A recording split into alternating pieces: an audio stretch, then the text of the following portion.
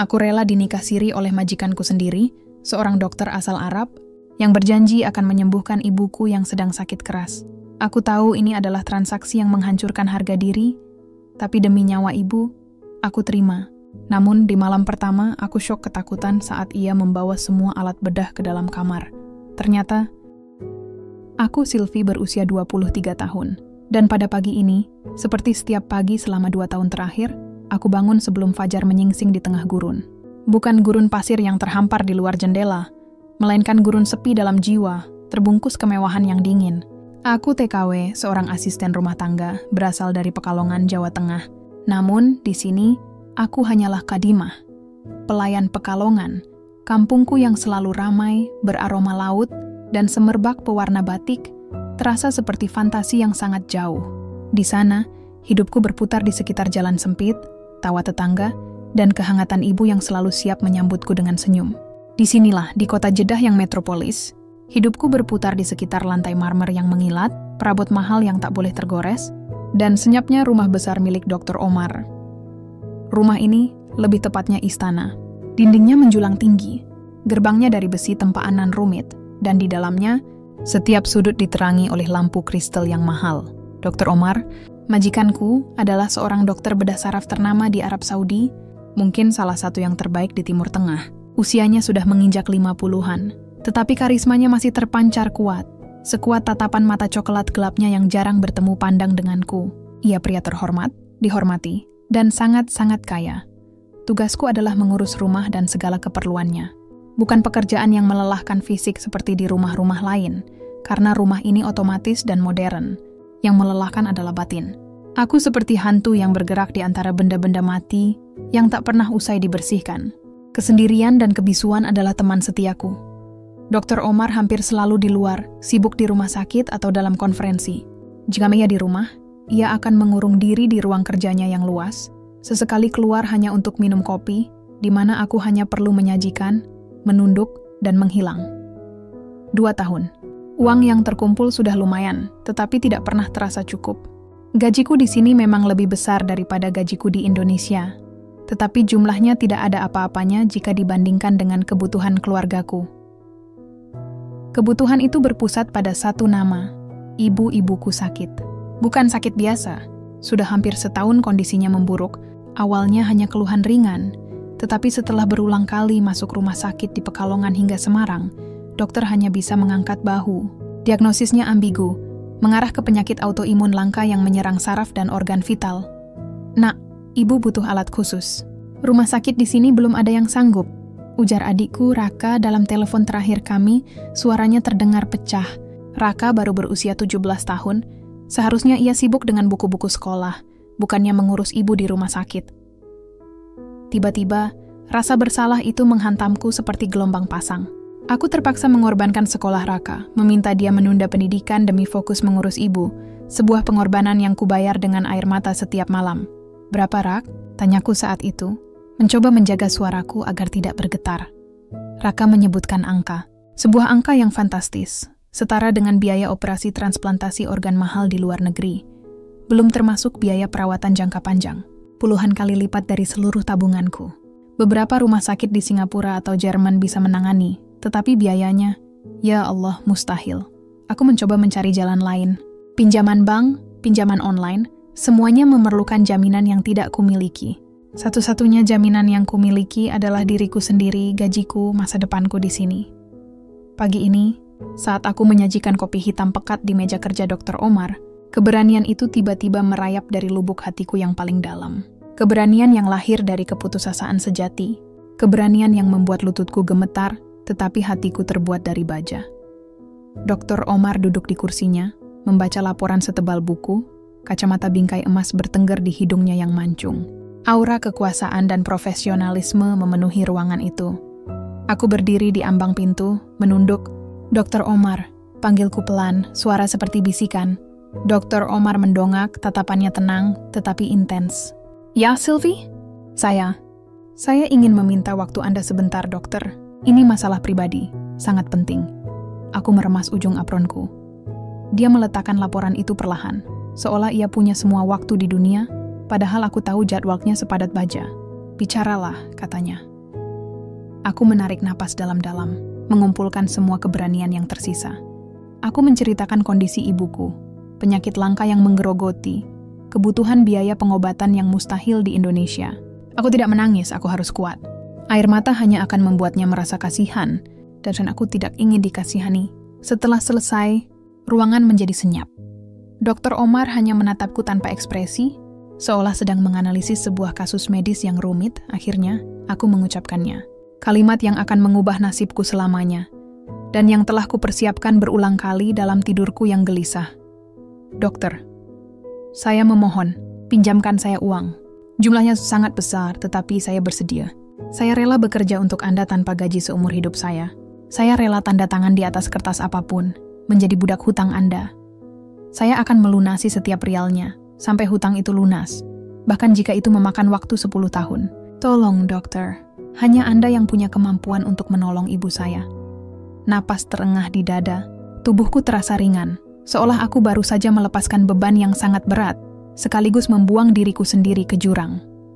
Dr. Omar menyandarkan tubuhnya di kursi, melipat kedua tangannya di depan dada. Keheningan itu mencekiku. Uang itu, jumlahnya terlalu besar, Sylvie, katanya akhirnya. Suaranya dalam dan tenang. Jaminan gajimu tidak akan pernah cukup untuk itu. 10 tahun pun tidak, jantungku mencelos. Tentu saja aku sudah tahu itu. Namun, lanjutnya, memajukan tubuhnya dan menatap lurus ke mataku, sebuah tindakan yang jarang sekali ia lakukan. Aku punya tawaran yang lain. Tatapan itu membuatku merasa telanjang dan takut. Di balik tatapan itu, ada bayangan yang sangat dingin. Tetapi sekaligus, entah mengapa, ada secercah harapan yang membuatku tidak bisa lari. Aku hanya bisa menunggu kalimat yang akan menghancurkan atau menyelamatkanku. Aku tidak butuh pelayan lagi, Sylvie. Aku butuh pendamping. Di mata agama, aku akan melunasi semua biaya pengobatan ibumu. Semuanya tanpa batas. Syaratnya, kau harus menjadi istri siriku. Aku merasa dunia di sekelilingku runtuh. Pernikahan siri, istri simpanan, tawaran yang menghina dan menyelamatkan pada saat yang bersamaan. Di antara aroma kopi pahit dan kristal mahal, aku hanya bisa melihat wajah ibu yang kesakitan. Kata-kata Dr. Omar menggantung di udara, berat dan mematikan. Istri siriku. Bukan pinjaman, bukan kontrak kerja seumur hidup, tapi sebuah ikatan, meskipun hanya di mata agama, dengan seorang pria yang usianya 2 kali lipat dariku, seorang dokter bedah yang tak terjangkau. Otakku terasa kosong, seperti papan tulis yang baru dihapus, meninggalkan sisa debu kapur yang menyesakkan. Aku tahu apa arti istri siri bagi seorang TKW sepertiku. Itu berarti rentan, tidak ada perlindungan hukum negara, dan seringkali hanya menjadi pemuas nafsu sementara sebelum dibuang. Tapi di sisi lain, tawaran ini adalah satu-satunya jembatan emas menuju kehidupan ibu. Kau tidak perlu menjawab sekarang, ujar Dr. Omar, seolah membaca kekalutan di wajahku. Ia kembali fokus pada laporannya, gestur yang menandakan bahwa waktu kami telah usai. Pikirkan matang-matang. Tentu tidak ada paksaan. Hanya saja, jika kau menolak, tawaran untuk biaya pengobatan ibumu akan lenyap. Aku membungkuk kaku, nyaris tidak mampu bergerak. Baik, dokter. Terima kasih. Aku meninggalkan ruang kerjanya dan berlari ke kamar kecil pelayan, mengunci diri. Aku menyalakan keran air dan mencuci wajah, berharap air dingin bisa memadamkan api yang membakar pikiranku. Aku menatap bayanganku di cermin. Wajah seorang gadis Pekalongan yang keras kepala, kini dipenuhi bayangan ketakutan dan dilema. Aku segera meraih ponselku. Aku harus tahu persis seberapa mendesak situasi di kampung. Panggilan tersambung ke Raka, adikku. Sudah pukul 9 pagi di Jeddah, berarti di Pekalongan sudah siang. Raka, bagaimana kabar ibu hari ini? Tanyaku. Sebisa mungkin menyembunyikan getaran dalam suara. Mbak Sylvie, suara Raka serak. Ibu sekarang di ICU lagi, Mbak. Hatiku langsung mencelos. Dunia seakan berhenti berputar. ICU, itu berarti kritis. Kenapa? Kenapa bisa begitu cepat? Raka terisak kecil. Kemarin malam kondisinya tiba-tiba drop. Dokternya bilang, sindrom, Mbak. Katanya penyakit langka, sudah mengganggu paru-paru dan ginjal. Mereka bilang ini sudah terlalu parah untuk ditangani di rumah sakit daerah. Mereka hanya bisa menstabilkan sementara. Sindrom apa, Ra? Apa namanya? Desakku menggigit bibir. Mereka bilang, sindrom Cushing atipikal dengan komplikasi parah. Pokoknya butuh alat dialisis khusus dan obat-obatan yang harus diimpor. Dokter menyarankan kalau mau selamat, ibu harus segera dibawa ke rumah sakit besar di Jakarta, atau lebih baik ke luar negeri. Setiap kata dari Raka terasa seperti pukulan. Sindrom Cushing atipikal, aku bahkan tak pernah mendengarnya. Kata kuncinya, obat impor, alat khusus, luar negeri. Aku menarik napas panjang. Berapa total biayanya, Raka? Katakan padaku angka pastinya. Raka ragu sejenak lalu menyebutkan jumlahnya. Rupiahnya mencapai angka 1,5 miliar untuk tahap awal pengobatan dan evakuasi medis ke Malaysia atau Singapura, belum termasuk biaya pemulihan. Kepalaku pusing. 1,5 miliar. Itu bukan lagi angka. Itu adalah jurang tak berdasar. Gaji bulanku, setelah dipotong untuk kebutuhan pokok keluarga, hanya menyisakan sekitar 7 juta rupiah. Untuk mencapai 1,5 miliar, aku harus bekerja tanpa henti selama lebih dari 17 tahun, tanpa makan dan minum. Mustahil. Aku kembali ke rumah. Aku melihat lemari es penuh makanan, AC yang berderu dingin, TV layar datar sebesar bioskop. Kontras antara kemewahan rumah ini dan keputusasaan begitu menyakitkan. Dr. Omar memiliki uang itu hanya dengan sekejap mata. Ia bisa menyelamatkan ibuku tanpa merasakan kerugian sedikit pun. Pikiranku kembali pada tawaran itu, menjadi istri siriku. Jika aku menerima, ibu akan hidup. Raka bisa kembali sekolah. Masa depan mereka terjamin. Aku akan menjadi perempuan terhormat di mata masyarakat Arab, setidaknya sebagai istri. Meskipun di Pekalongan aku akan dicap lain, tapi jika aku menolak, ibu akan meninggal. Raka akan menjadi tulang punggung keluarga di usia muda. Aku akan membawa beban rasa bersalah seumur hidup, karena tidak mengambil satu-satunya kesempatan yang ada. Apa artinya kehormatan di atas pusara orang tercinta? Apa artinya harga diri jika dibayar dengan nyawa ibuku? Malam itu aku tidak tidur. Aku duduk di sudut kamarku, ponselku di tangan, foto ibu tersenyum hangat di layar. Di luar, padang pasir Jeddah mungkin tenang, tetapi di dalam hatiku terjadi badai moral yang tak terperi. Aku teringat ceramah yang sering kudengar. Dalam keadaan darurat, Islam membolehkan seseorang memilih jalan yang paling ringan dosanya, atau yang paling besar manfaatnya. Menyelamatkan nyawa adalah prioritas. Ketika fajar mulai menyingsing dan azan subuh berkumandang dari masjid terdekat, hatiku sudah mengambil keputusan. Itu bukan keputusan yang kuinginkan, tetapi keputusan yang harus kuambil. Keputusan yang dibentuk oleh cinta, ketakutan, dan 1,5 miliar. Aku memejamkan mata dan berbisik, seolah berjanji pada diri sendiri. Demi ibu, aku akan melakukannya. Pagi itu, aku kembali menghadap Dr. Omar, kali ini dengan kepala tegak, namun jiwa yang sudah tercerabut. Aku siap menjual diriku demi kehidupan yang berharga. Aku siap menjadi istri siri sang dokter bedah. Aku berdiri di ambang pintu ruang kerja Dr. Omar lagi. Kali ini bukan untuk menyajikan kopi atau sekadar melaporkan tugas, melainkan untuk menegaskan keputusan yang telah merobek nuraniku. Kakiku terasa berat, seolah baru saja berjalan ribuan kilometer di bawah terik matahari, padahal aku hanya melangkah beberapa meter dari kamar pelayan ke sini. Pintu besar dari kayu jati yang tebal itu kini terasa seperti pintu gerbang menuju takdir yang tidak aku inginkan. Namun aku tidak punya pilihan selain mendorongnya. Dr. Omar sedang berbicara di telepon dengan bahasa Arab yang fasih dan bernada otoritatif. Ia duduk di balik meja mahoni yang mengilat, dikelilingi rak buku yang penuh dengan literatur medis. Aku menunggu dengan sabar di sana, menunduk, fokus pada ujung sandal yang kuinjak, mencoba memadamkan kekacauan emosi di dalam dada. Setelah beberapa menit yang terasa seperti berjam-jam, Dr. Omar menutup teleponnya. Ia menoleh ke arahku, seolah baru menyadari kehadiranku. Mata coklat gelapnya yang intens itu kini sepenuhnya terarah padaku. Tidak ada senyum, tidak ada ejekan, hanya sebuah ketenangan yang menakutkan, seperti air danau yang sangat dalam. "Kau sudah membuat keputusan, Sylvie?" Tanyanya tanpa basa-basi, suaranya tetap formal. Aku mengangkat kepala. Aku harus terlihat kuat. "Ya, dokter. Saya menerima tawaran Anda." Kata-kata itu keluar tanpa getaran. Meskipun demikian, setelah mengucapkannya, aku merasakan sedikit energi keluar dari tubuhku. Dr. Omar mengangguk perlahan. Tidak ada ekspresi kemenangan, tidak ada kejutan. Seolah-olah keputusanku adalah hasil perhitungan matematis yang telah ia duga. "Bagus," katanya, memajukan tubuhnya. "Itu keputusan yang bijak.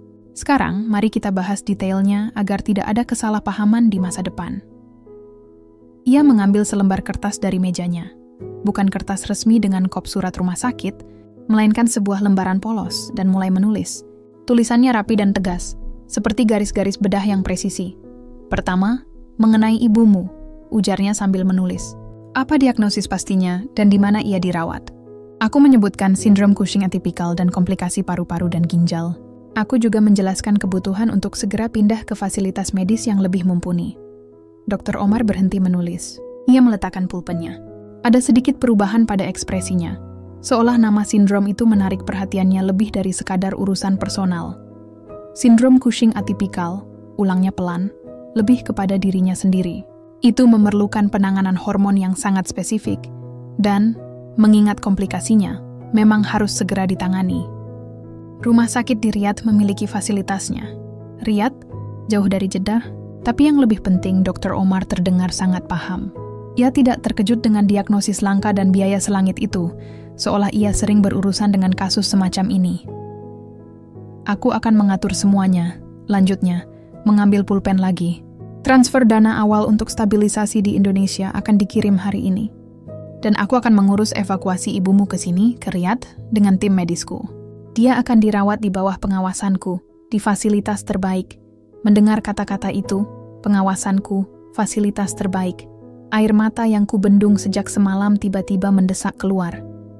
Namun aku cepat-cepat menghapusnya. Aku tidak ingin terlihat lemah setelah membuat kesepakatan yang begitu besar. Dokter, kataku, suara tersendat. Terima kasih, saya tidak tahu bagaimana membalasnya. Kau sudah tahu cara membalasnya, Sylvie. Jawabnya dingin, tanpa empati, seolah aku adalah mitra bisnis, bukan calon istri siri. Hapus air matamu. Ini bukan pertunjukan emosi. Ini adalah kontrak, dan aku menghargai kejujuran dan ketepatan waktu. Ia lalu beralih ke poin kedua, yang paling krusial, status kami. Aku akan menyiapkan akad nikah siri. Itu akan dilangsungkan sesederhana mungkin. Disaksikan oleh 2 saksi yang kupercaya dan seorang wali. Setelah akad secara hukum agama, kau adalah istriku, kau akan tinggal di kamar utama, bukan lagi di kamar pelayan. Gajimu sebagai asisten rumah tangga akan dihentikan, dan kau akan menerima uang bulanan sebagai nafkah istri. Kapan, dokter? Tanyaku, ingin semua kegelisahan ini cepat berakhir. Secepatnya, mungkin lusa. Semakin cepat akad, semakin cepat ibumu bisa mendapatkan perawatan. Kalimat itu adalah pengingat yang kejam. Dia tahu kelemahanku dan menggunakannya untuk mempercepat proses.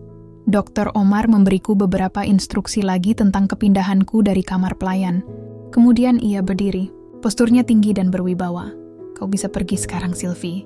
Siapkan dirimu. Dan ingat, engkau akan menjadi madam di rumah ini, bukan lagi pelayan.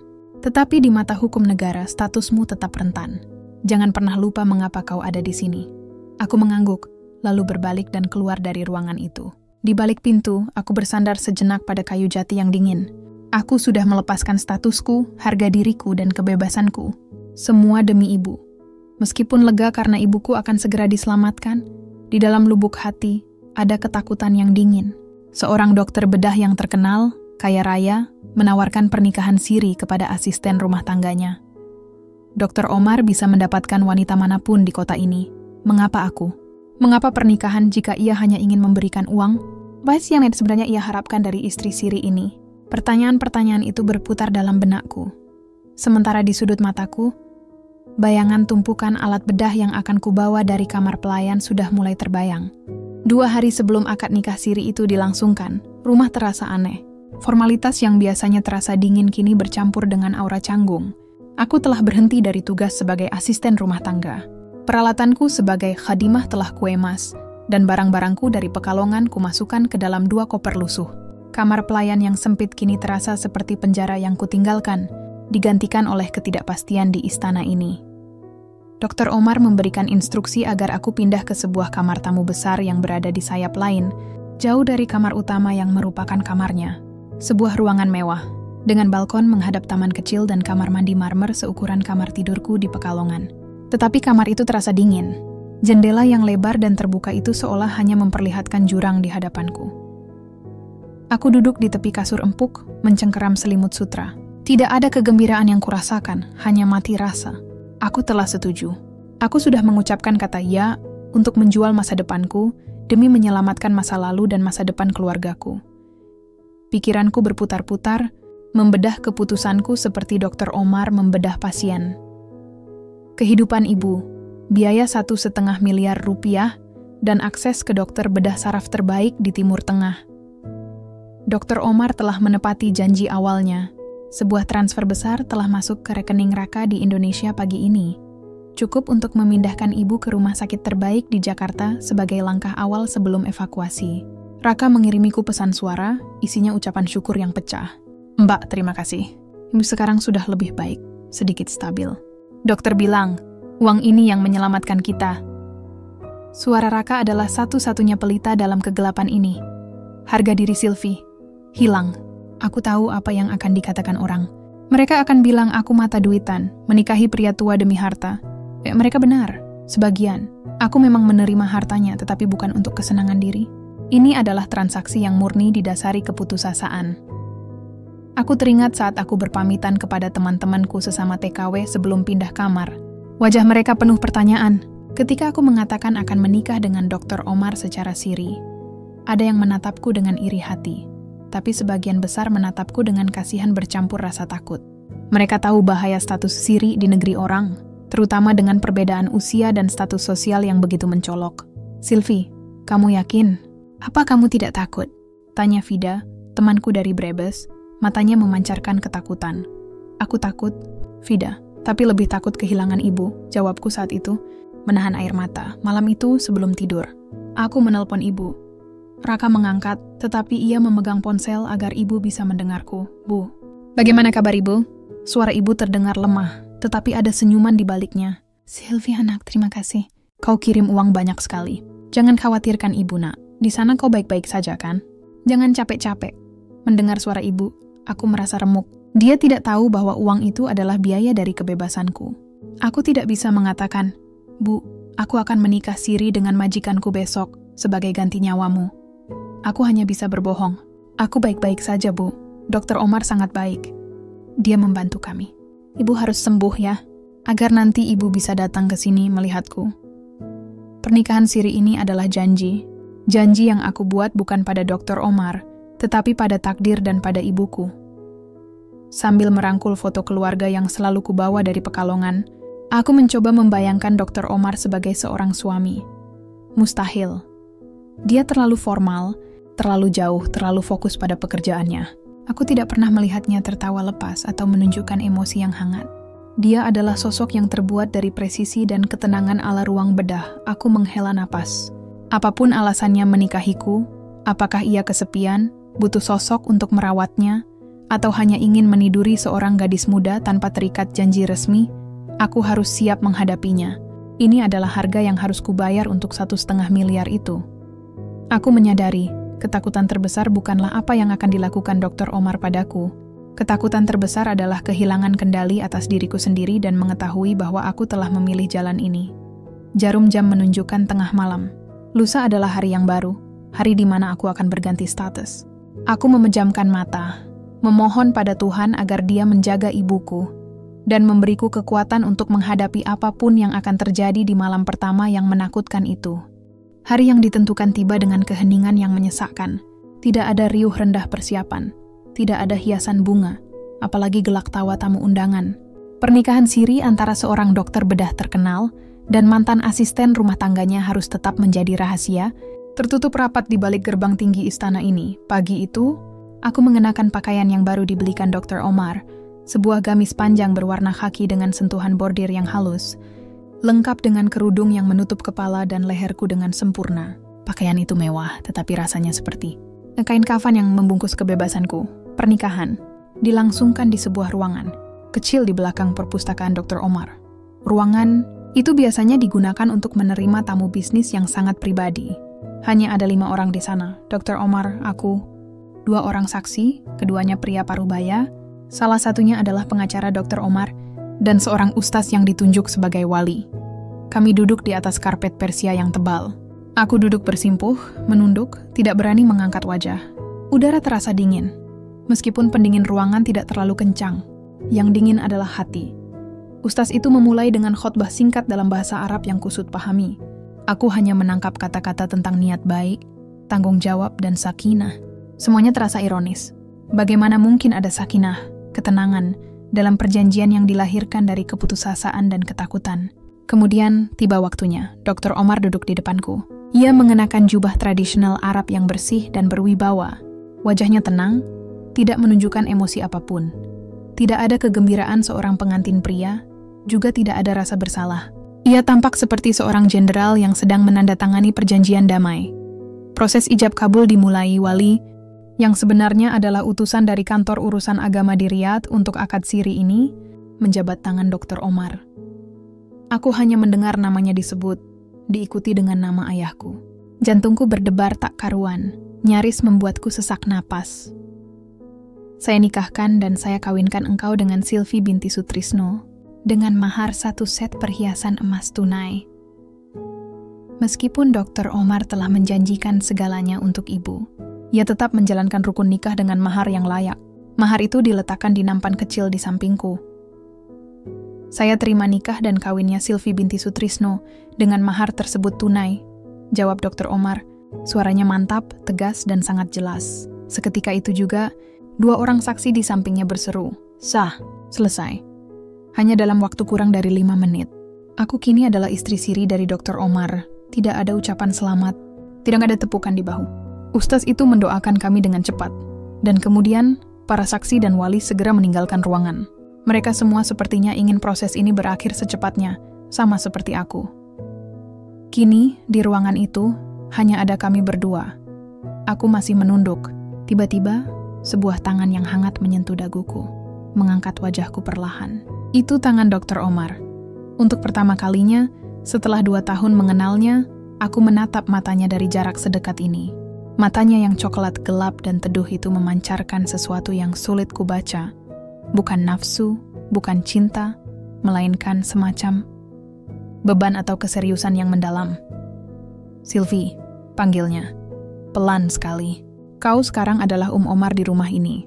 Tidak perlu takut. Aku akan menepati janjiku. Ibumu akan diselamatkan. Aku sudah mengirim tim untuk mengurus perpindahannya ke Riyadh besok." Bibirku bergetar. "Terima kasih, dokter. Maaf, maksud saya, Tuan." Panggil aku Omar. "Kita sudah menikah," koreksinya, melepaskan tangannya dari daguku. Sikapnya kembali formal. "Mulai sekarang kau adalah nyonya rumah. Kau tidak perlu bekerja, kecuali jika kau mau. Uang nafkah bulananmu akan kuatur melalui rekening barumu.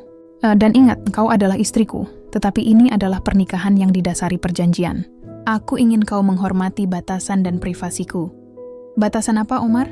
tanyaku, memberanikan diri. Saya akan melakukan apapun yang Anda minta sebagai seorang istri." Ia tersenyum tipis, senyum yang tidak mencapai matanya. "Aku tidak memintamu melakukan apapun yang akan melukai dirimu. Tujuan utama pernikahan ini telah jelas. Kau tahu mengapa kau menerimanya. Dan aku tahu mengapa aku melakukannya. Malam ini kau bisa istirahat. Aku akan tidur di kamarku. Kau di kamar tamu?" Aku terkejut. Tapi, malam pertama, Dr. Omar kembali duduk di kursi terdekat, mengambil napas dalam-dalam. "Aku adalah seorang dokter bedah. Jadwalku padat. Aku memiliki operasi besar besok pagi sekali. Aku butuh istirahat total. Lagi pula pernikahan ini baru saja terjadi. Kita punya waktu, Sylvie. Jangan khawatir." Kelegaan yang sangat besar membanjiri diriku. Aku tidak harus menghadapi bagian terburuk dari transaksiku malam ini. Namun di balik kelegaan itu, ada kebingungan yang semakin besar. Pria ini aneh. Ia membayar mahal dengan nyawa ibuku, hanya untuk menunda malam pertamanya. "Aku akan menyiapkan makan malam untukmu," kataku, ingin kembali ke tugas yang kukenal. "Tidak perlu. Aku sudah memesan dari luar. Setelah makan malam langsung istirahat. Jangan pernah masuk ke kamarku tanpa izin. Dan jangan sentuh peralatan medisku." "Peralatan medis?" "Ya, alat-alat bedahku. Ada beberapa yang harus kusimpan di tempat yang aman. Aku akan menaruhnya di kamarmu, di lemari khusus," katanya. Tatapannya tiba-tiba menjadi sangat dingin dan serius. "Itu sangat mahal dan sensitif. Jangan pernah membukanya." Aku mengangguk, bingung dengan permintaan aneh ini. Di kamar pengantin ada alat bedah. Apakah ini semacam jaminan bahwa aku harus selalu ingat bahwa nyawa ibuku ada di tangan seorang dokter bedah? Aku meninggalkan ruangan itu, kini resmi menjadi istri siri sang dokter bedah. Tubuhku sudah di kamar mewah, tetapi jiwaku masih terperangkap di Pekalongan, di samping ranjang ibuku yang kesakitan. Malam akan segera tiba, dan meskipun Dr. Omar menundanya, Ketakutan akan malam pertama yang mengerikan itu tetap nyata. Meskipun Dr. Omar telah memberiku penangguhan hukuman, menunda malam pertama dengan alasan operasi mendesak, ketakutan itu tidak lenyap, malah berubah menjadi ketegangan yang memuncak.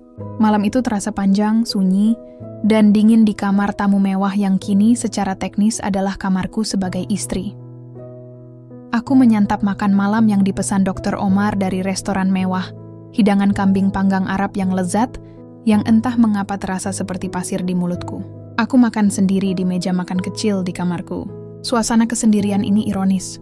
Aku baru saja menikah tetapi sendirian. Setelah makan aku mencoba menenangkan diri. Aku menghubungi Raka. Ibu sudah stabil, dan rencana evakuasi ke Riyadh sudah diatur untuk keesokan hari. Kabar ini seharusnya membuatku bahagia. Tetapi yang kurasakan hanyalah kekosongan, sebuah harga yang harus dibayar. Aku memandang sekeliling kamar. Semuanya indah dan mahal, tetapi tak ada satupun yang terasa milikku. Segalanya milik Dr. Omar, termasuk diriku. Pikiranku terus kembali pada instruksi terakhirnya. Jangan sentuh peralatan medisku. Aku akan menaruhnya di kamarmu, di lemari khusus. Mengapa alat bedah? Seorang dokter bedah tentu memiliki tempat yang aman untuk menyimpan instrumennya di rumah. Mungkin di ruang kerjanya yang luas atau di brankas. Mengapa harus di kamar pengantin? Ide tentang pisau bedah, forceps steril, dan alat-alat tajam lainnya yang tersimpan di kamarku membuat bulu kudukku berdiri. Apakah ini sebuah peringatan? Sebuah metafora yang kejam? Aku membayangkan Dr. Omar, sosok yang tenang, terkendali, dan sangat profesional. Tetapi aku juga tahu bahwa operasi bedah adalah tindakan yang invasif, berdarah, dan melibatkan pemotongan. Apakah ia membawanya ke sini sebagai pengingat konstan bahwa ia memegang kendali atas kehidupan dan kematian, dan kini ia juga memegang kendali penuh atas diriku, bahwa ia bisa membedah diriku secara harfiah atau kiasan, kapanpun ia mau. Sekitar pukul 11 malam, aku mendengar suara langkah kaki berat di koridor marmer. Jantungku berdebar kencang. Meskipun dia bilang dia akan tidur di kamarnya, Dr. Omar adalah pria yang tidak terduga. Aku langsung mematikan lampu dan berpura-pura tidur. Aku bersembunyi di balik selimut, tubuhku gemetar. Langkah kaki itu semakin dekat, berhenti tepat di depan pintu kamarku. Kunci pintu berputar. Aku menahan napas, pintu terbuka. Sosok tinggi Dr. Omar berdiri di ambang pintu. Ia tidak mengenakan pakaian tidur, melainkan jubah rumah sakit berwarna hijau, seperti baru pulang dari operasi yang panjang. Ia tampak lelah, tetapi matanya tetap tajam dan waspada. Di tangannya, benar-benar di tangannya, adalah sebuah tas kulit tebal, besar, seukuran koper kabin kecil. Tas itu tampak berat. Aku tahu persis apa isinya. Peralatan bedah. Ia tidak mendekati ranjang. Ia berjalan lurus ke lemari pakaian kayu jati yang besar di sudut ruangan. Lemari itu memiliki kunci terpisah.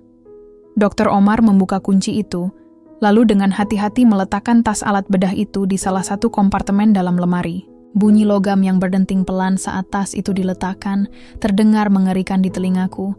Aku memejamkan mata rapat-rapat, berharap ia mengira aku sudah tidur nyenyak. Aku mendengar bunyi klik kunci lemari ditutup. Dr. Omar kemudian berbalik. Ia menatap ke arah tempat tidurku. Dalam gelap, aku tidak tahu apakah ia benar-benar melihatku atau hanya memastikan aku ada di sana. Sylvie, panggilnya, pelan sekali, hampir berbisik. Semuanya sudah aman. Tidurlah, aku tidak menjawab. Aku hanya menahan napas. Ia berdiri di sana selama beberapa detik yang terasa abadi, dan kemudian ia berbalik dan berjalan keluar. Pintu tertutup perlahan, dan kunci diputar. Aku menunggu setidaknya 10 menit setelah keheningan kembali menguasai ruangan, baru kemudian aku berani membuka mata. Tubuhku basah oleh keringat dingin. Aku perlahan bangkit, berjalan tanpa suara ke lemari besar itu. Aku menyentuh kayu jati yang dingin itu. Di baliknya, di dalam kegelapan, terbaring peralatan yang bisa membelah dan menyembuhkan kehidupan. Alat yang mewakili profesinya, kekuatannya, dan kini, alat yang menjadi simbol dari perjanjian mengerikan kami. Aku merasa dihantui, peralatan bedah di kamar tidurku. Sebuah jaminan bahwa ia adalah dokter, dan aku adalah... Apa? Sebuah proyek yang bisa ia bedah kapan saja? Ketakutan terbesar datang bukan dari apa yang telah ia lakukan, melainkan dari apa yang ia tidak lakukan. Ia bisa sia memaksaku, tetapi ia memilih untuk tidak melakukannya. Ia memilih untuk mengisi kamar kami dengan instrumen tajam, bukan dengan kehangatan. Ketegangan yang kubawa dari Pekalongan, dari ibuku, dari janji pernikahan siri, Kini semuanya terpusat pada lemari terkunci itu. Itu bukan sekadar lemari penyimpanan. Itu adalah altar yang didedikasikan untuk ketakutan dan misteri. Aku tahu bahwa pernikahan ini jauh lebih rumit dan jauh lebih gelap daripada sekadar urusan uang dan gairah yang kubayangkan. Malam itu, aku tidur dengan mata terbuka, memandang ke arah lemari. Aku menantikan pagi, bukan dengan harapan, melainkan dengan ketakutan akan babak selanjutnya dalam pernikahan sandiwara yang penuh misteri ini. Fajar menyingsing di Jeddah, menyapu kamar mewah itu dengan cahaya keemasan. Aku tidak tidur nyenyak. Di dalam benakku, bunyi logam alat bedah yang berdenting saat Dr. Omar menyimpannya masih terngiang. Aku bangun dengan perasaan lelah dan bingung. Aku bangkit, mengambil langkah pertama sebagai istri di rumah ini. Peran baru ini terasa asing. Aku tak punya tugas membersihkan, memasak, atau mencuci. Aku adalah nyonya rumah, tetapi aku bahkan tidak berani menjelajahi istana ini. Rutinitas aneh pun dimulai.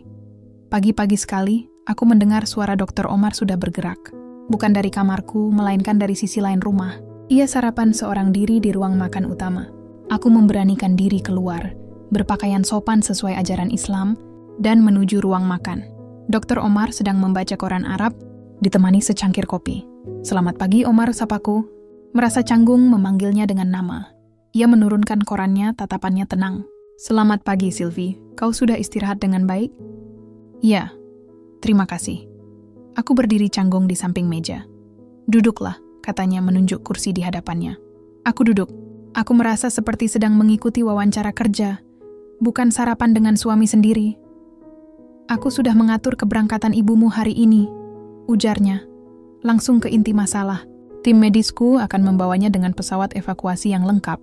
Dia akan langsung menuju rumah sakit spesialis di Riyadh, bukan di Jeddah. Aku akan terbang ke sana setelah menyelesaikan 2 operasi penting hari ini. Perasaan lega dan syukur membanjiriku. "Omar, terima kasih banyak. Kami berhutang nyawa padamu." Ia mengangguk, tanpa menunjukkan emosi. "Itu bagian dari perjanjian, Sylvie. Aku menepati janjiku. Kau hanya perlu menepati bagianmu. Bagianku, tinggal di sini, menjadi istriku di mata agama, dan menjaga privasi.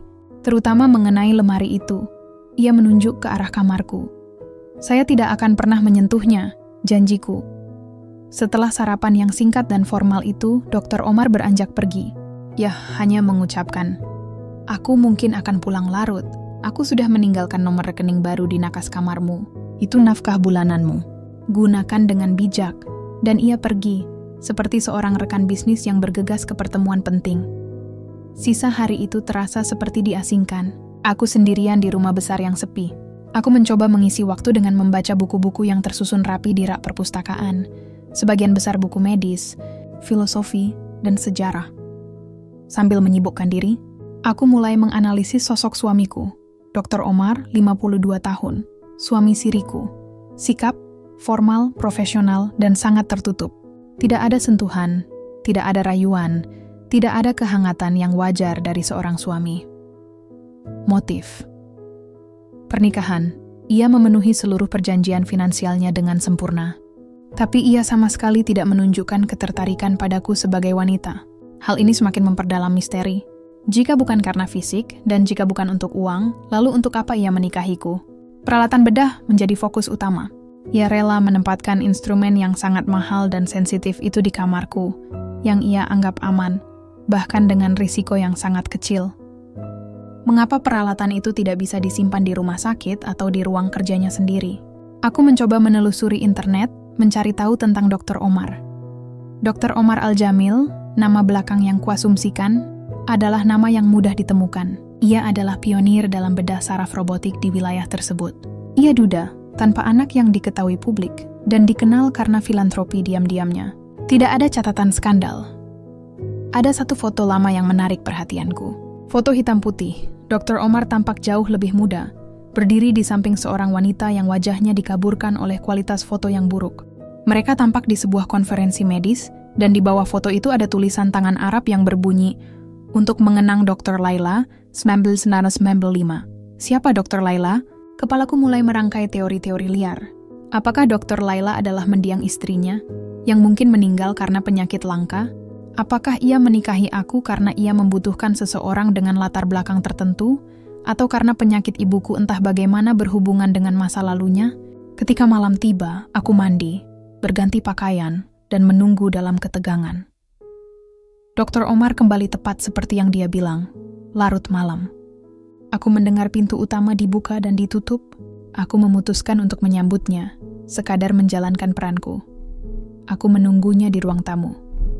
Dr. Omar muncul. Wajahnya lelah, jubahnya sedikit kusut. Ia terkejut melihatku. "Sylvie, kau belum tidur?" Tanyanya, nada suaranya sedikit terkejut. "Saya menunggu Anda pulang." Tanyaku, ia menghela napas. "Tidak, terima kasih. Aku hanya ingin langsung istirahat. Jangan menungguku. Aku sudah makan di rumah sakit. Tidurlah." Ia berjalan menuju kamarnya. Ia berhenti sejenak, di antara kamarku dan kamarnya. "Ibumu sudah tiba dengan selamat di Riyadh. Dia sudah mulai menjalani tes. Kondisinya stabil. Sekarang, tidurlah Sylvie. Besok aku akan menjenguknya." Meskipun kelegaan membanjiri hatiku, cara dia menyampaikannya seperti laporan medis, bukan kabar dari seorang suami. Aku mengangguk. "Selamat malam, Omar."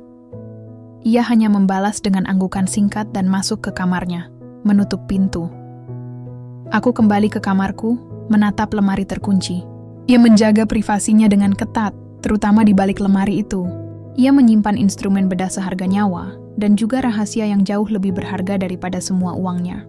Aku memutuskan, aku harus menemukan kunci untuk lemari itu, dan menemukan jawaban atas semua misteri ini. Setelah beberapa hari berlalu dalam rutinitas pernikahan siri yang canggung dan dingin, Dr. Omar kembali dari Riyadh. Ia membawa kabar baik. Ibu sudah berhasil melewati masa kritis, stabil, dan sudah mulai merespons pengobatan. Evakuasi cepat dan fasilitas canggih di bawah pengawasan Dr. Omar telah menyelamatkan nyawanya. Aku merasa lega luar biasa. Beban 1,5 miliar rupiah dan nyawa ibu kini terbayar. Non spa janji adalah janji. Dr. Omar telah menunaikan janjinya, dan kini tiba waktunya ia menuntut haknya. Malam itu, setelah makan malam, Dr. Omar meminta aku menemuinya di ruang tamu. "Sylvie," ujarnya, nadanya lebih personal dari biasanya, tanpa ada koran atau laporan medis di tangannya.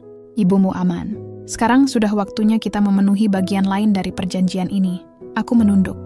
Jantungku berdebar tak karuan. "Ya, Omar, saya mengerti. Aku akan menunggumu di kamarku. Kau tahu di mana?" Aku mengangguk. Dia berdiri dan berjalan menuju kamar utamanya. Aku berdiri kaku di tempatku, mencengkeram tepi sofa. Kebebasan yang selama ini aku bela, yang aku jual, kini akan diambil. Aku berjalan ke kamar tamu, kamarku, dan melihat lemari terkunci. Di baliknya, peralatan bedah itu terasa seperti ejekan yang mengerikan. Aku mengambil wudhu, mengganti pakaian dengan gaun tidur yang sopan, dan memantapkan hati. Ini untuk ibu. Dengan langkah ragu, aku berjalan di koridor yang panjang menuju kamar Dr. Omar. Ini adalah pertama kalinya aku diizinkan masuk ke sana. Aku mengetuk perlahan. "Masuk," sahut suaranya dari dalam. Aku membuka pintu. Kamar itu lebih besar dari kamarku, didominasi warna gelap dan perabot kayu yang berat, hening, dan formal, sama seperti pemiliknya.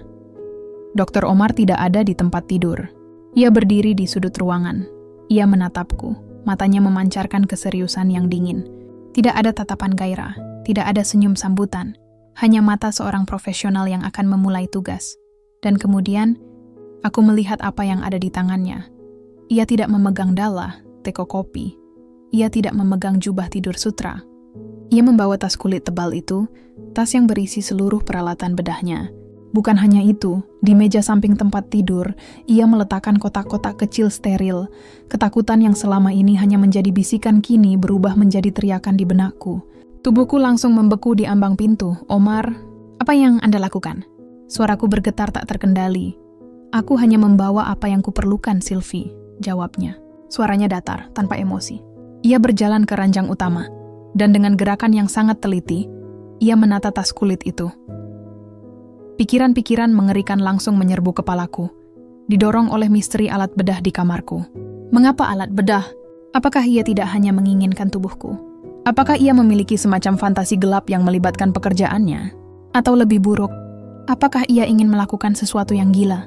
Aku teringat semua kisah horor tentang majikan di Arab Saudi. Aku teringat pisau bedah yang sangat tajam, yang bisa memotong apapun dengan presisi seorang ahli. Aku membayangkan hal terburuk. Apakah ia akan membiusku?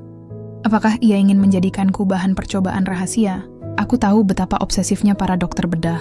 Ia punya kuasa mutlak di rumah ini, dan aku adalah istri siri tanpa perlindungan hukum yang kuat.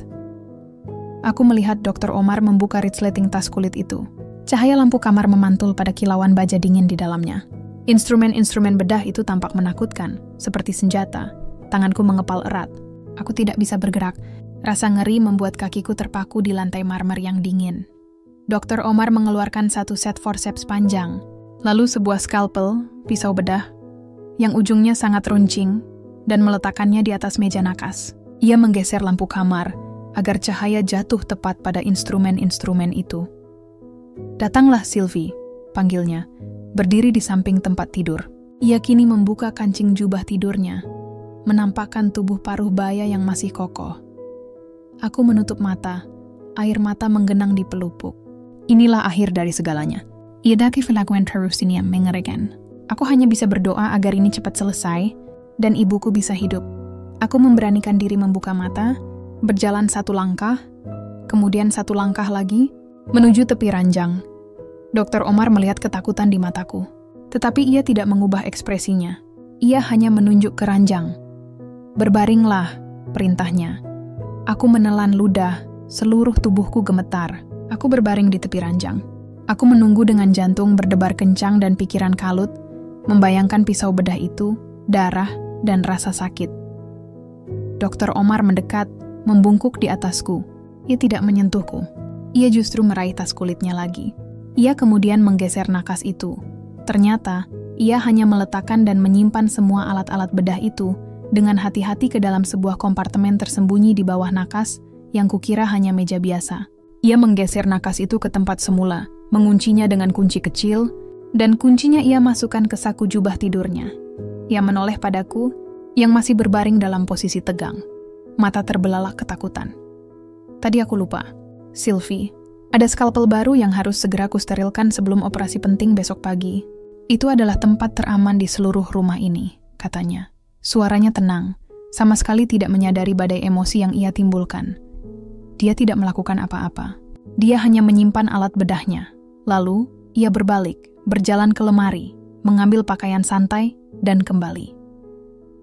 "Aku sudah memberitahumu, aku lelah dan punya jadwal operasi padat. Tidurlah, Sylvie. Kau tidak perlu takut. Aku tidak akan melakukan apapun yang kau tidak inginkan."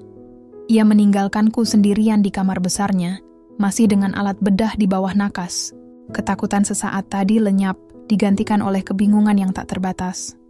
Kunci kecil itu terasa berat di telapak tanganku, lebih berat daripada semua emas yang mungkin dimiliki Dr. Omar.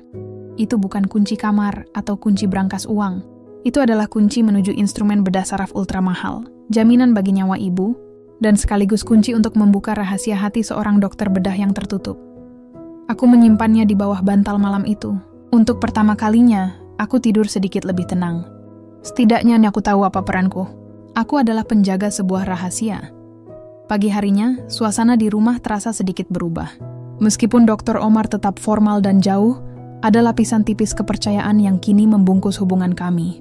Aku tidak lagi melihatnya sebagai pemangsa yang ditakuti, melainkan sebagai pria rumit yang menyimpan trauma mendalam. Aku memutuskan untuk memanfaatkan akses baruku ini. Jika aku harus berada di sini sebagai istrinya, aku harus memahami sepenuhnya situasi yang dihadapi ibu dan pekerjaan suamiku. Saat Dr. Omar pergi ke rumah sakit, aku kembali ke perpustakaan. Kali ini, aku mencari arsip dan jurnal pribadi. Aku tahu ia menyimpan jurnal-jurnal lamanya di lemari besi kecil yang tersembunyi di balik rak buku filsafat Yunani. Aku tidak menemukan kunci lemari besi itu, tetapi aku menemukan tumpukan file yang terikat rapi di laci mejanya, semua diberi label dengan kode medis. Salah satu file mencantumkan nama yang kukenal, Al-Fahad, L. Di dalam file Dr. Laila, aku menemukan laporan medis lama yang merinci diagnosis, perkembangan penyakit, dan akhirnya catatan kematian. Laporan itu mencantumkan diagnosis, sindrom ACTH ektopik, komplikasi paru-paru, diagnosis yang hampir identik dengan diagnosis ibu, kecuali nama sindrom awalnya. Air mataku jatuh saat membaca. Dr. Laila adalah korban dari penyakit yang sama. Ia meninggal muda dan Dr. Omar yang saat itu mungkin masih menjadi tunangan atau kekasih, tidak bisa menyelamatkannya, meskipun ia adalah seorang ahli bedah saraf. Sebuah catatan tulisan tangan Dr. Omar terselip di halaman terakhir laporan itu. Gagal. Aku akan menemukan cara. Suatu hari aku akan membuktikan bahwa jalur bedah baru itu benar. Tidak ada lagi yang akan mati karena ACTH ektopik, obsesi. Itu adalah kunci utama motifnya. Dia tidak menikahiku karena aku cantik atau menarik, melainkan karena ia melihat kesempatan untuk menguji teorinya dan menebus kegagalannya melalui ibu. Ibu adalah pasiennya, dan aku adalah jaminan agar ia bisa memiliki kontrol penuh atas kasus tersebut. Aku menutup file itu, merasa iba sekaligus ngeri. Cintanya pada Dr. Laila begitu kuat hingga ia membangun perjanjian pernikahan ini hanya demi penelitian. Sore harinya, aku mendapat kesempatan emas. Dr. Omar menelepon dari Riyadh, mengatakan ia akan tertahan semalaman di sana untuk mengawasi ibu yang sedang menjalani prosedur diagnostik penting. Aku mengirim pesan ke dokter yang bertugas, Dr. Ahmad. Dia akan segera mengirimkan beberapa sampel dan dokumen penelitian terkait kasus ibumu untuk aku analisis sebelum aku kembali besok pagi, jelasnya. Kurir akan datang malam ini. Tolong terima dan simpan di laci mejaku. Jangan dibuka, Sylvie. Jangan sentuh apapun. Aku mengiyakan, tetapi saat telepon itu ditutup, sebuah ide liar muncul. Ini adalah kesempatan yang tidak akan datang 2 kali. Kurir tiba sekitar pukul 8 malam. Kotak kecil berpendingin berisi sampel biologis dan sebuah amplop coklat tebal berisi dokumen dan cetakan gambar medis. Aku menyimpannya di laci meja Dr. Omar, persis seperti yang ia minta. Namun rasa penasaran didorong oleh kebutuhan untuk melindungi ibu sepenuhnya, membuatku tidak bisa tenang. Aku mengeluarkan amplop itu lagi. Dokumen itu berisi foto-foto scan otak ibu. Aku melihat istilah yang familiar di salah satu dokumen, adenoma pituitari. Ya, Cushing syndrome seringkali disebabkan oleh tumor jinak di kelenjar pituitari, hipofisis, di dasar otak. Tumor ini biasanya bisa diangkat oleh bedah saraf. Tapi ada yang aneh. Di samping hasil scan itu, ada catatan tangan Dr. Omar yang berbunyi. Hasil hipofisis negatif, ACTH ektopik, sumber non-pituitari, perlu bedah eksplorasi timus paru. Risiko sangat tinggi, perlu persetujuan hukum mutlak. Persetujuan dari istri Siri, Sylvie, napas tersentak. Bedah eksplorasi pada organ vital seperti timus atau paru-paru adalah prosedur dengan risiko kematian yang sangat besar. Dan Dr. Omar membutuhkan persetujuan mutlak, persetujuan yang hanya bisa ia dapatkan dariku sebagai istri sah, secara agama, dan penanggung jawab medis ibu. Mendadak, pernikahan Siri ini terasa sangat nyata dan menakutkan. Dia tidak hanya ingin menyembuhkan ibu. Dia ingin melakukan bedah yang berisiko tinggi demi membuktikan teori atau teknik barunya, yang mungkin gagal pada Dr. Laila. Aku bukanlah istri yang dicintai, melainkan wali hukum yang bisa memberikan persetujuan untuk operasi berisiko tinggi. Inilah alasan sebenarnya mengapa ia membutuhkan ikatan pernikahan ini. Aku segera mengembalikan semua dokumen dan sampel ke tempatnya, mengunci laci, dan berusaha terlihat tenang. Dr. Omar telah menempatkan nyawa ibuku pada risiko yang mengerikan. Aku harus mendapatkan kendali, atau ibu akan menjadi korban ambisi ilmiahnya. Keesokan harinya, aku bangun dengan tekad baja. Aku tidak lagi takut pada Dr. Omar, tetapi aku takut pada keputusannya. Aku adalah wali untuk nyawa ibu, dan aku tidak akan membiarkan ibu menjadi subjek eksperimen berisiko tinggi demi penebusan dosa masa lalu Dr. Omar. Dr. Omar tiba di rumah saat fajar. Ia tampak tidak tidur semalaman. Kelelahan terpancar jelas di wajahnya. Namun, matanya tetap waspada dan tajam. Mata seorang dokter yang baru saja menghadapi situasi hidup atau mati. Aku menunggunya di ruang tamu, di tempat yang sama saat ia membuat tawaran pernikahan Siri kepadaku. Aku membawa 2 benda, kunci instrumen bedah di telapak tanganku, dan amplop coklat tebal yang sudah kumasukkan kembali ke laci mejanya. Selamat pagi, Omar, sapaku, suaraku terdengar tenang, berlawanan dengan badai di dalam dadaku. Ia mengangguk, melepas jubah luarnya. Ibumu stabil, Sylvie. Kita sudah melewati masa kritis. Itu kabar baik, Omar. Tapi ada hal lain yang ingin saya diskusikan. Aku berjalan ke mejanya, mengambil amplop coklat itu, dan meletakkannya tepat di depannya. Aku menunjuk catatan tulisan tangannya. Saya sudah melihat dokumen ini, Omar. Saya melihat bedah eksplorasi timus paru. Risiko sangat tinggi. Perlu persetujuan hukum mutlak. Persetujuan dari istri Siri, Sylvie, Dr. Omar membeku. Ekspresinya yang selalu terkendali kini retak. Ada sedikit kilatan marah yang cepat berlalu, digantikan oleh kekecewaan dan kelelahan. "Kau melanggar privasiku, Sylvie," katanya, suaranya pelan dan menusuk. "Dan Anda mempermainkan nyawa ibu saya." Balasku, suaraku sedikit meninggi. Aku memegang kunci di tanganku. Itu adalah satu-satunya sumber kekuatanku saat ini. "Mengapa Anda tidak jujur? Anda butuh wali hukum untuk menyetujui operasi yang sangat berbahaya, bukan seorang istri. Anda menikahi saya untuk mendapatkan hak otoritas medis, bukan untuk hidup bersama." Dr. Omar menghela napas panjang, mengusap wajahnya, seolah ia baru saja melepaskan topeng profesionalnya. "Duduklah, Sylvie," perintahnya kini dengan nada lelah. "Bukan memerintah, aku duduk, tetapi tetap menjaga jarak." "Kau benar," akuinya. Tatapannya tidak menghindar. "Aku tidak menikahimu karena nafsu atau cinta. Aku menikahimu karena ibumu menderita penyakit yang sama persis dengan penyakit yang merenggut tunanganku 30 tahun lalu. Dr. Laila." Ia berhenti sejenak, tatapannya menerawang. "Saat itu kami adalah dokter muda, idealis. Laila meninggal karena kami terlambat mendiagnosis sumber ACTH ektopik itu. Kami gagal. Sejak saat itu, aku menghabiskan hidupku untuk menyempurnakan teknik mikrobedah saraf yang bisa mencari sumber tumor ektopik itu, entah dimanapun ia berada di tubuh. Ibumu," lanjutnya, menatapku, "adalah kasus yang sangat spesifik dan terlambat, seperti Laila.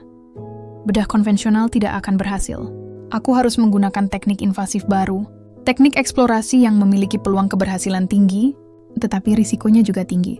Dan untuk itu, Anda butuh tanda tangan saya," tegasku. Tanda tangan yang tidak bisa diganggu-gugat oleh kerabat jauh, pengacara yang curiga, atau birokrasi rumah sakit. Pernikahan siri adalah cara tercepat dan terbersih untuk mendapatkan otoritas penuh. Aku perlu mutlak kontrol atas ibu, Sylvie, karena aku tidak ingin gagal lagi.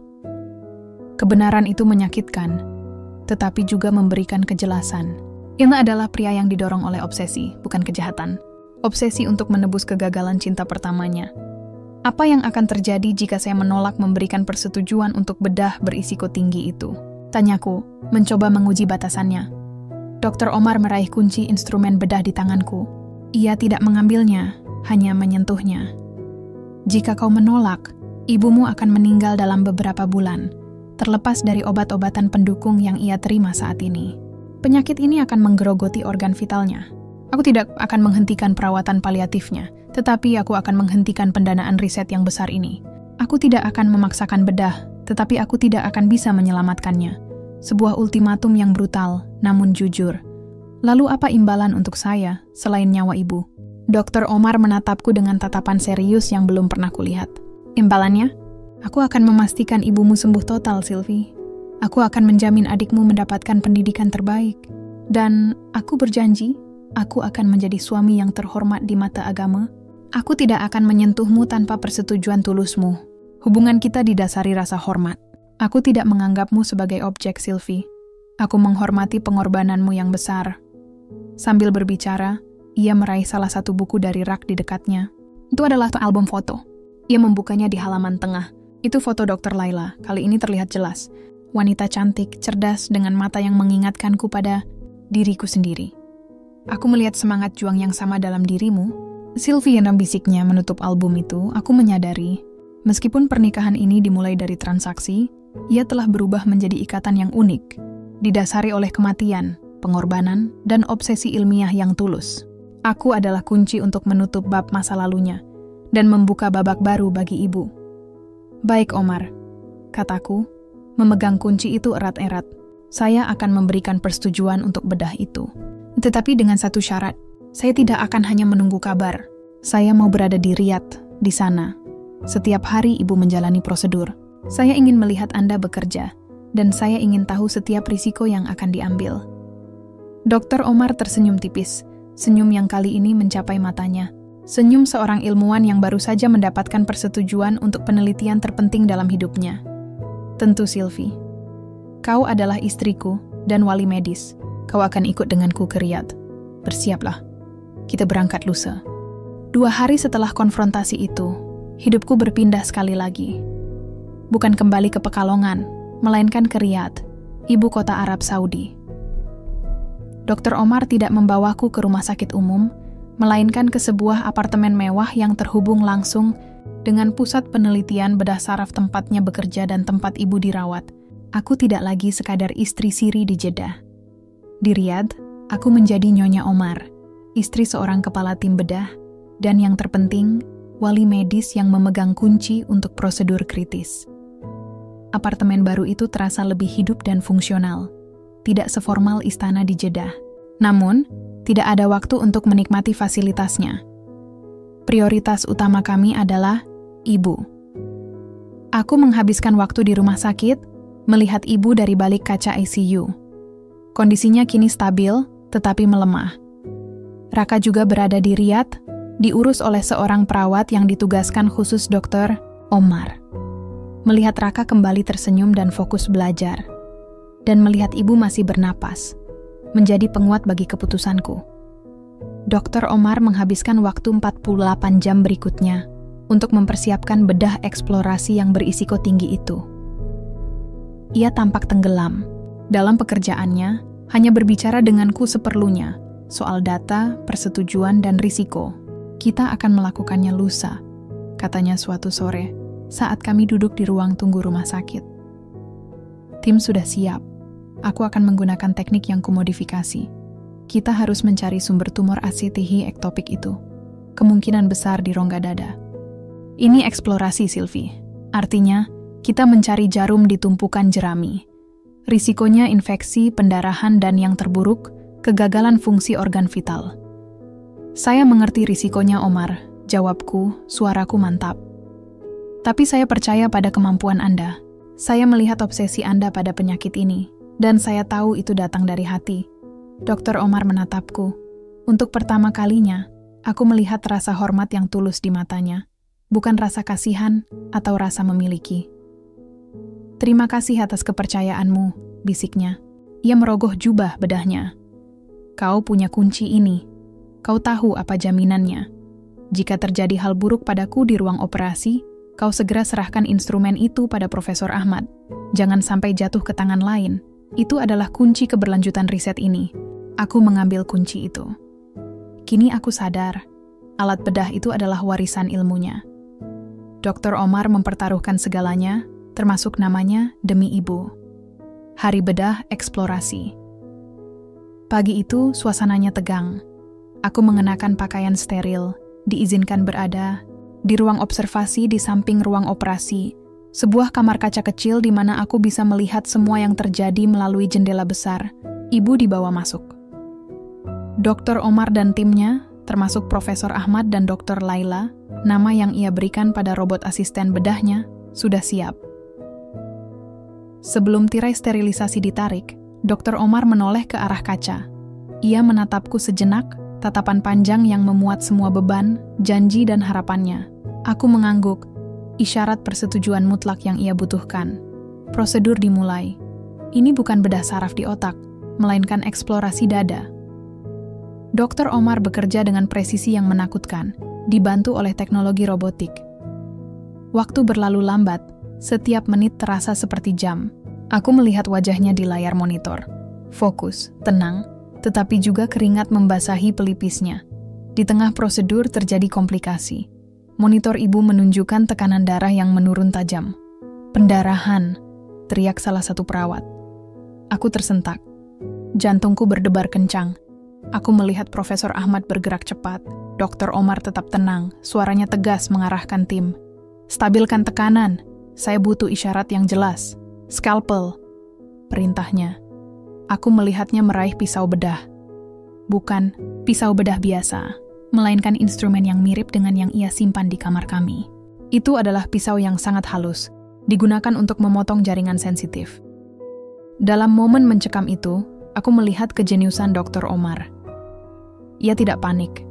Ia memotong, menjahit, dan memperbaiki dengan kecepatan kilat, mengatasi pendarahan. Setelah beberapa menit yang terasa seperti kiamat, Profesor Ahmad mengumumkan, "Stabil, kita berhasil." Aku menutup mulutku, menahan tangis. Tapi prosedur belum selesai. Mereka masih mencari sumber tumor.